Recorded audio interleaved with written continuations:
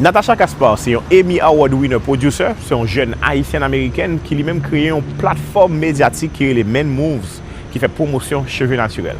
Nous devons chita parler avec lui et il t'a raconté nous un pile belle bagaille. Chita là dans bedside, ça qui est intéressant avec New York Takeover parce que n'importe qui côté, pas besoin dans le studio comme chita fait une interview. Et moi là, il fait chaud, m'a bon petit de l'eau cocoyer et moi avec un ami qui a fait un pile belle bagaille dans la communauté haïtienne et bien sûr dans la communauté américaine en général. C'est un producer, ils sont Emmy Award producer.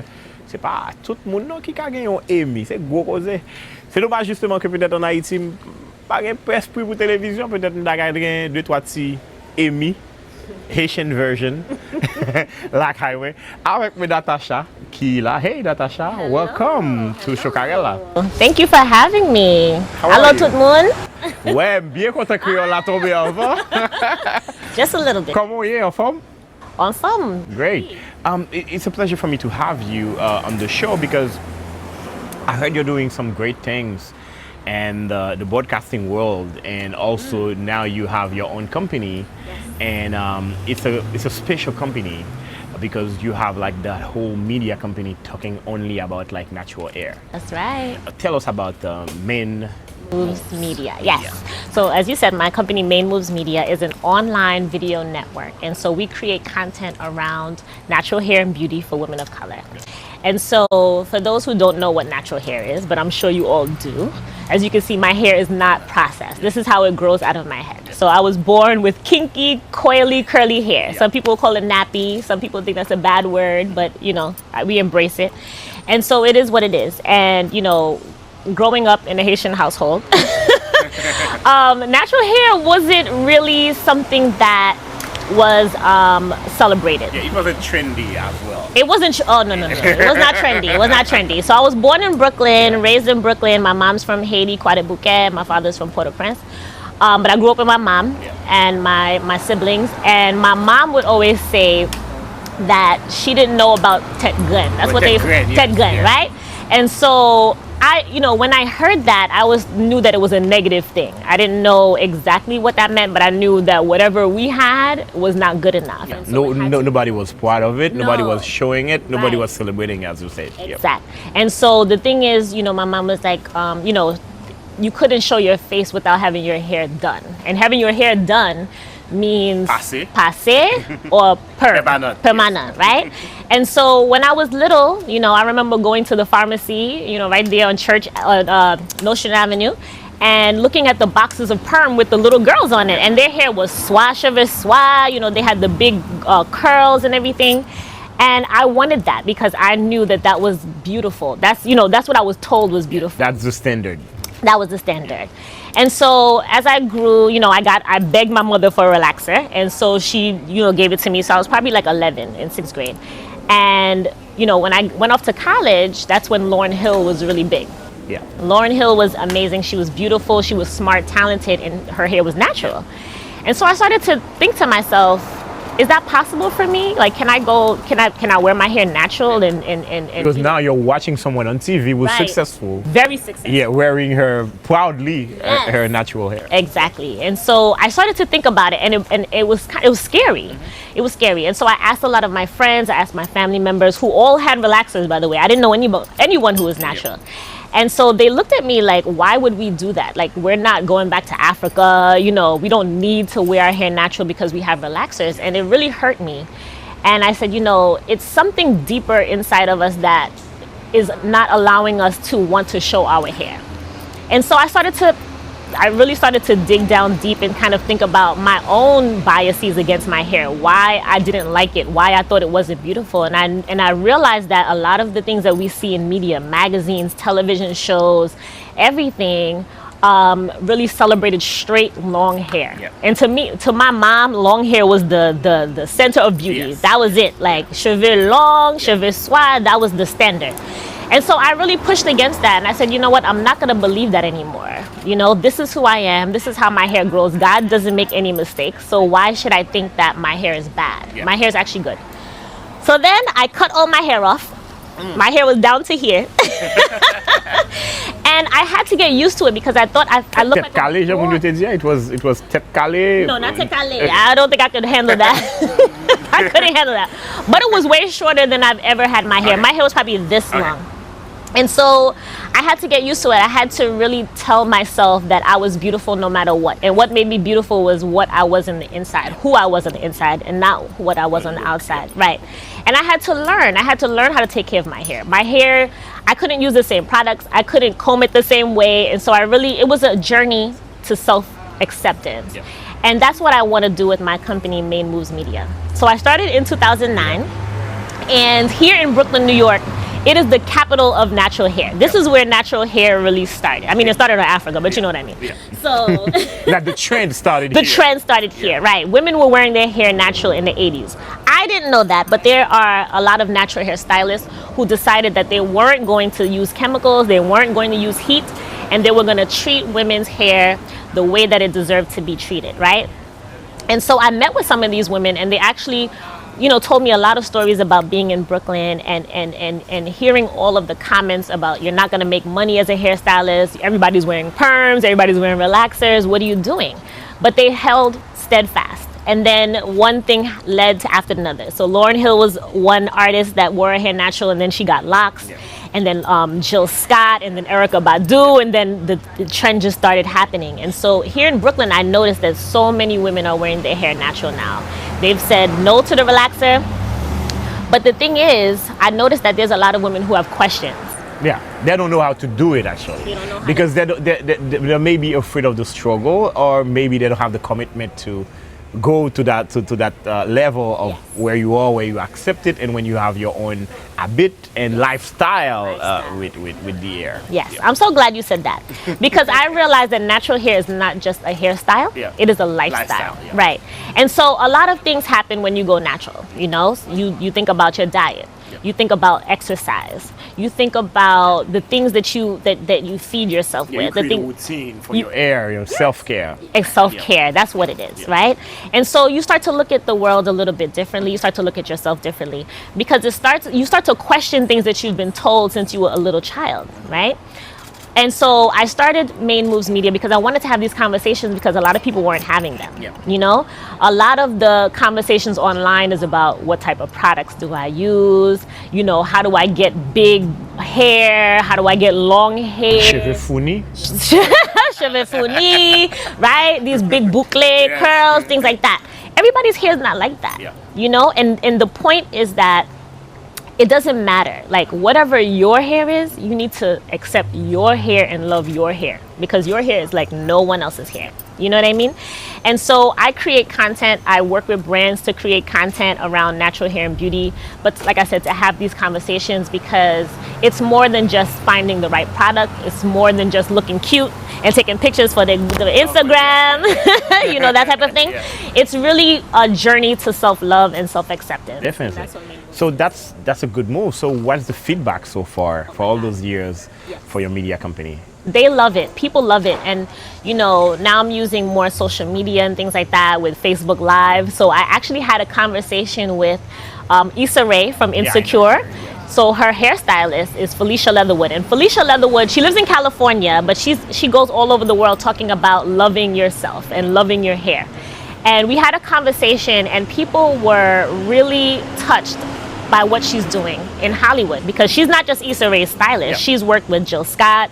She's worked with Simone Mizik and some of these younger natural actresses in Hollywood. And I told her, I said, listen, when you see a change in Hollywood, that's going to be a change around the world. Yeah. Because people look all over the world to Hollywood and these stars, these celebrities. Right? Because they're influence people. Because we're watching them now, we feel connected with them on social media. Right. So if they're using a product or if they're doing something, we tend to do the same. Yes. And so now that you see that Hollywood notices that natural hair is something, I mean, I guess some people think it's a trend, but I don't think it's a trend. I think it's here to stay. Yeah. But once you see it on Hollywood and you see the women wearing their natural hair proudly on the red carpet, it's like, wow. Yeah. Because natural hair for so long has not been seen as glamorous, as beautiful. If you want to look, a femme, you have to wear a wig, maybe. You have to a wig or weave, that type of thing. But for us to say no, we are changing the standard of beauty. The standard of beauty is no longer long, blonde, straight hair. That's beautiful too, right? But this is beautiful as well. And so it's all about being inclusive. It's all about, saying that there's more than just one type of beauty. And that's really what my focus is. That's great. So you produce video content, you do TV shows, and I saw on your website you were covering Curl Fest. Curl Fest. Curl Fest this year. Yes. So basically Curl Fest is in Brooklyn, as you said. Brooklyn is very... For now. Yeah, for now. Yes, so tell us about that experience and what that festival represents to you in your media. Yes. So Curl Fest is the largest natural hair and beauty festival in the world. I'm just going to say it. So shout out to the Curly Girl Collective, 5 beautiful women who have come up with this concept for naturalistas to come to Prospect Park in Brooklyn and celebrate their beauty. All shades, all sizes, all hair textures. And so it's basically a huge party in Prospect Park. And last year, I had the idea. I said, I'm a media company and I want people to be able to experience Curl Fest live. So I said, why don't I just produce a live show? And so I pitched the idea to them and they loved it. And we had amazing hosts, amazing guests. And so we did it again this year. We actually raised money to do it because, as you know, production is not cheap. And so, the outpouring was great. We had people, supporting our Indiegogo from around the world, from the UK, from everywhere. And people were tuning in from everywhere. And so, for little girls to be able to go on Facebook Live and things like that and actually see natural hair being celebrated, like the way I look naturally is amazing.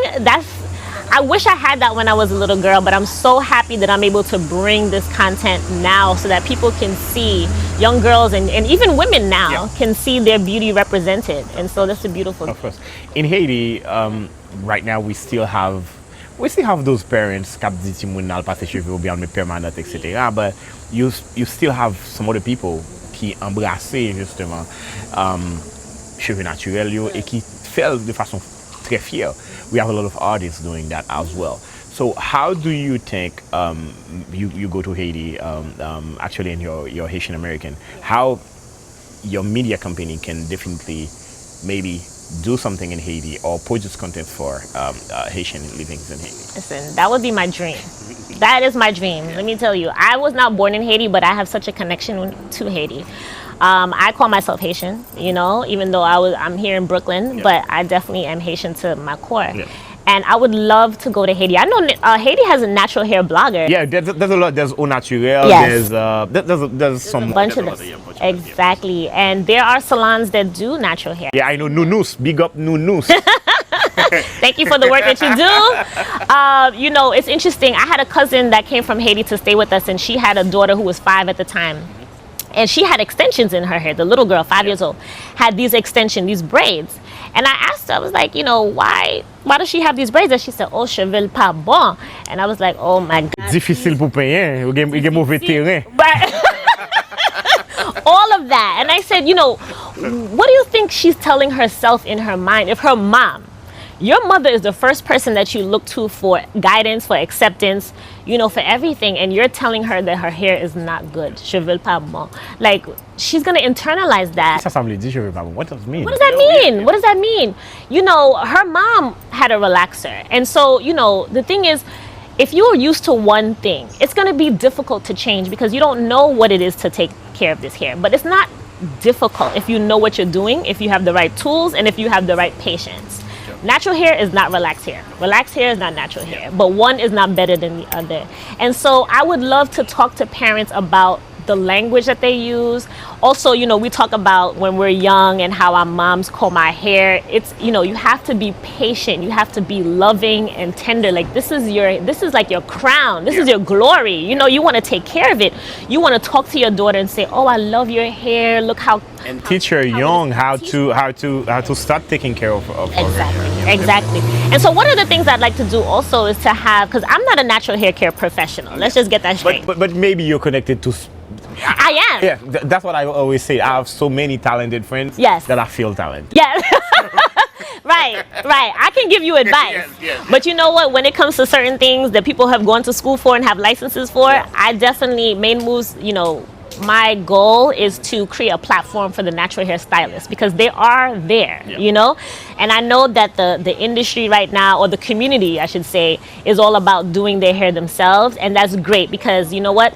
I didn't know how to do my hair myself. And you need to know that. But then there are professionals that you can go to get a cut, to get a trim, to get color, you know, to get different styles and things like that. There are things that you should go to a professional for. Just like, you know, I mean, if you know how to do your car, that's great, but you go to a mechanic. Or, you know how to take medicine if you're sick, but if you're really sick, you go to the doctor, right? So you go to a professional that can help you, that can teach you, you know what I mean? And fill in those gaps that you might not know for yourself, yeah. So what's next for your media company now? Ooh, what's next? What's next? So yeah, so you know, the goal of Main Moves is to be a network. I want to create mini documentaries. I want to create series, specials. Like I said, I definitely want to talk about some of the issues that are in our community. Right now, we have a web series called Life with Trey and Jay. Shout out to Trey and Jay. So it's a web series about faith, living your life. You know, how does that look for young naturalistas who are living in Brooklyn? One of them is Haitian. Tracy, shout out to you. They're both from the Caribbean, but Tracy's Haitian and stuff like that. So we definitely want to talk about the whole person. We know hair is important, but lifestyle is what it is. It's all about. We start with hair, we go right. Hair, natural hair is the gateway to talking about so many different things. You know, here, you know, when I'm walking down the street, I see a naturalista. You know, we give each other that look, like, hey, girl, I'm loving that fro, loving that do. You know, and so then we start talking about other things. You know, who's your stylist? You know, do you go to the gym? Do you know a nutritionist? I'm vegetarian. I'm slowly moving over to veganism, and I want to actually have a show about that. You know, how do you be vegan? You know, that complete lifestyle that we were talking about. Right. What you put on the inside is gonna show on the outside. You want your hair to look good? You better drink that water, and you better eat healthy and work out. It's definitely a lifestyle. It's not just about looking good. That's like a byproduct, but it's all about really feeling good and doing your body good and your spirit good. Definitely. Yeah. Thank you, Natasha. Thank you. It was a pleasure, and I'm waiting for you in Haiti, though. Thank you. Merci au pile. I cannot wait to be in Haiti. I'll see everybody soon. That's it. Thank you. Thank you.